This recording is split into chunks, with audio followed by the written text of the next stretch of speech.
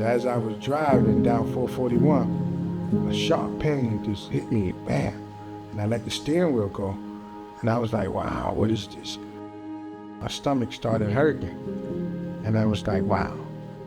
So he called me while he was driving. He says, I'm hurting real bad. I don't know what's going on. But when I hung up the phone, I just got a feeling. The spirit said, move.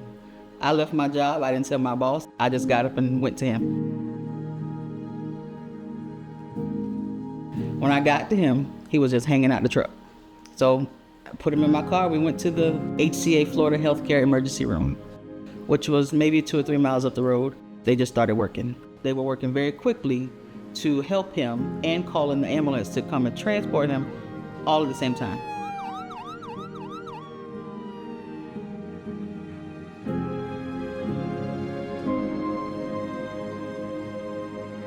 Mr. Delima, when he first got out of the operating room, was in critical condition. He wasn't doing very well at all, and we decided to place him on ECMO support. ECMO in this situation totally replaces the need for heart function and for lung function.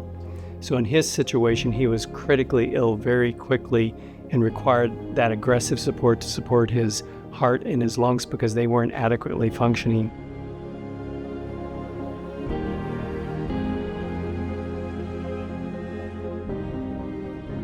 As I came out of that coma, I was speaking with a couple of doctors and they were telling me, you're a miracle. So at one point we thought we was gonna lose you. Hey man, so good to see you. He was on a deathbed. He went to rehab. He was rehabilitated. I picked him up from the West Marion Rehab Center. He walked out. He went back to work, and he's home with us doing his normal routine right now. Yeah. And he's a walking miracle. He really is. He's a walking miracle. Mr. Delima's case was an example of the power of our HCA Florida Healthcare Network, including care at our emergency room, then to trauma services, then to critical care, and then to inpatient rehab. HCA showed up for us as a family, from their trauma nurses and the trauma doctors.